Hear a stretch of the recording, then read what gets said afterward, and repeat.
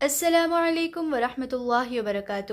اس video میں ہم لوگ پڑھیں گے قرہ، قطبین، خط سرطان، خط جدی، خط استوا اور منطقۃ البروج، جو کہ منطق و فلسفے کا 17 ٹاپک ہے۔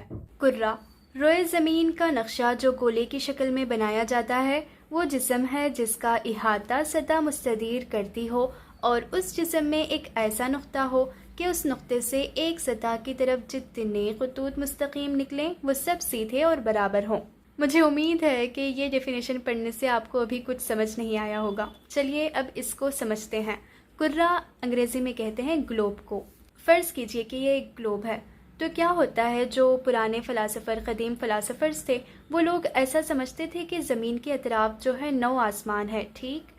وہ سمجھتے تھے کہ جو آگ، ہوا، مٹی اور پانی ہے وہ 9 آسمانوں سے گھرے ہوئے ہے، کیونکہ یہ جو زمین بنی ہوئی ہے اس میں آگ، ہوا، مٹی، پانی یہ سب ہی تو شامل ہے۔ 4 عناصر سے مل کر ہی ساری چیزیں بنتی ہے، ایسا ہم لوگوں نے پہلے ہی پڑھ رکھا تھا۔ ان لوگوں کا جو خیال تھا، جس طرح پیاز کے چھلکے ایک کے اوپر ایک ایسے چھلکے کس طرح ہوتے ہیں، اس طرح یہ زمین کو لپٹے ہوئے جو ہے 9 آسمان موجود ہیں، ایسا وہ لوگ مانتے تھے۔ مستدیر کا مطلب ہوتا ہے ایسا کسی چیز کو گھیرے رہنا، تو یہ زمین ہے تو پورے زمین کو اطراف سے جو گھیرے 9 آسمان ہے، سرفیس سطح کا مطلب ہوتا ہے، تو 9 آسمان گھیرے ہوئے ہے۔ فرض کر لیتے ہیں کہ اس گلوب میں یہ ایک پوائنٹ ہے اور یہاں سے جتنے بھی آسمان اطراف گھیرے ہوئے ہیں وہاں تک اس خط کو لیے تو پھر یہ سیدھی ہوگی، ٹھیک؟ اس طرح جتنے بھی خطوط نکالے وہ سارے، مستقیم کا مطلب ہوتا ہے سیدھے ہوں گے۔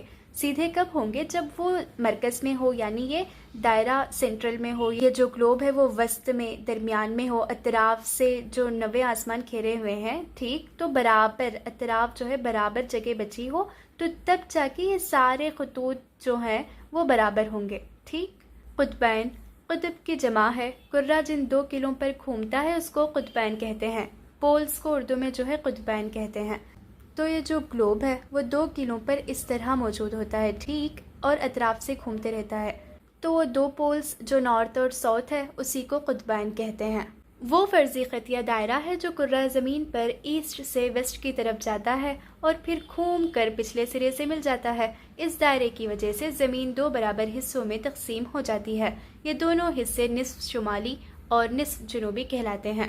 نصف کا مطلب ہوتا ہے آدھا، ٹھیک؟ شمال کا مطلب ہوتا ہے نارتھ اور جنوب کا مطلب ہوتا ہے ساؤتھ۔ مان لیتے ہیں کہ یہ ایک گلوب ہے، تو کیا ہوتا ہے کہ اس کے درمیان میں ایک فرضی دائرہ مطلب سرکل جو ہے ہم لوگ مان لیتے ہیں، وہ کیا ہوتا ہے ایسٹ سے ویسٹ تک، یعنی پورب سے پچھم تک اس طرح پورا گھوم کر آ جاتا ہے، جس سے کیا ہوا، یہ 2 گلوب ہے آدھے حصوں میں تقسیم ہو گئے، ایک ہوا نارتھ میں اور ایک ہوا ساؤتھ میں۔ تو آدھا حصہ کیا کہلایا؟ نصف شمالی، اور آدھا حصہ کہلایا نصف جنوبی۔ آئی ہوپ کہ سمجھ آیا ہوگا۔ اب ہم پڑھیں گے خط سرطان اور خط جدی کیا ہے۔ مان لیتے ہیں کہ یہ خط استوا ہے، تو کیا ہوتا ہے، اس کے نارتھ اور ساؤتھ میں 23.5 ڈگری پر ایک خط کو اور فرض کر لیں تو یہ کہلائے گا خط سرطان اور یہ کہلائے گا خط جدی۔ بس اتنی ہی بات ہے۔ جو ساؤتھ کی طرف جائے گا وہ خط جدی کہلائے گا اور جو نارتھ کی طرف جائے گا وہ خط سرطان کہلائے گا۔ پہلے تو یہ سمجھتے ہیں کہ منطقہ کیا ہے۔ منطقہ کہتے ہیں کسی بھی چیز اگر وہ ایسے گول گھومے گی تو درمیان میں جو سب سے بڑا دائرہ بنے گا وہ منطقہ کہلائے گا۔ جیسے 9 آسمان جو ہے گلوب کے اطراف موجود ہیں، تو وہ آسمان ایسے گھومتے رہیں گے تو سب سے بڑا دائرہ جو ہے درمیان میں بنے گا، ٹھیک؟ دیکھو، یہ اگر گلوب ہے اور اطراف میں 9 آسمان ہیں، سب کے سب گھوم رہے ہیں، تو سب سے بڑا دائرہ تو درمیان میں ہی تو بنے گا۔ اب یہاں والا دائرہ چھوٹا ہوگا، یہاں والا دائرہ اور چھوٹا ہوگا، لیکن جو سب سے بڑا سرکل بنے گا وہ درمیان والا ہی تو بنے گا۔ اسی لیے کہتے ہیں کہ جو درمیان والا سب سے بڑا دائرہ گھومنے کی وجہ سے بنتا ہے وہ منطقہ کہلاتا ہے۔ 8ویں آسمان کی حرکت کا سب سے بڑے دائرے کو منطقۃ البروج کہتے ہیں۔ جو اس کی حرکت سے اس کے درمیان میں پیدا ہوتا ہے، اس دائرے کو 12 حصوں میں تقسیم کیا گیا ہے، جو 12 بروج کہلاتے ہیں۔ اس وجہ سے اس دائرہ کا نام منطقۃ البروج ہے۔ تو یہ سارے جو ہے منطقۃ البروج کے 12 حصوں کے نام ہیں، اور اس میں سمجھنے کا کچھ نہیں، آپ کو سب رکھ لینے ہیں۔ ایک ہے حمل، دوسرا سور، تیسرا جوزا، چوتھا سرطان، اسد، سنبلہ، میزان، عقرب، قوس، جدی، دلو اور حوت۔ یہ سارے نام آپ جو ہے رکھ لیں، ڈیٹس اٹ، اس میں سمجھنے کا کچھ نہیں ہے۔ امید کرتی ہوں کہ آج کا جو ٹاپک تھا وہ سمجھ آیا ہوگا. ویسے مجھے نہیں پتا یہ سب ہمیں یونانی میں کیوں پڑھایا جاتا ہے. اگر آپ کو پتا ہو تو کامنٹ کر دینا. مجھے سچ میں نہیں پتا کہ یونانی میں اس کا کیا مقصد ہے. خط سرطان، خط جدی، یہ سب پڑھنے کا کیا مقصد ہے.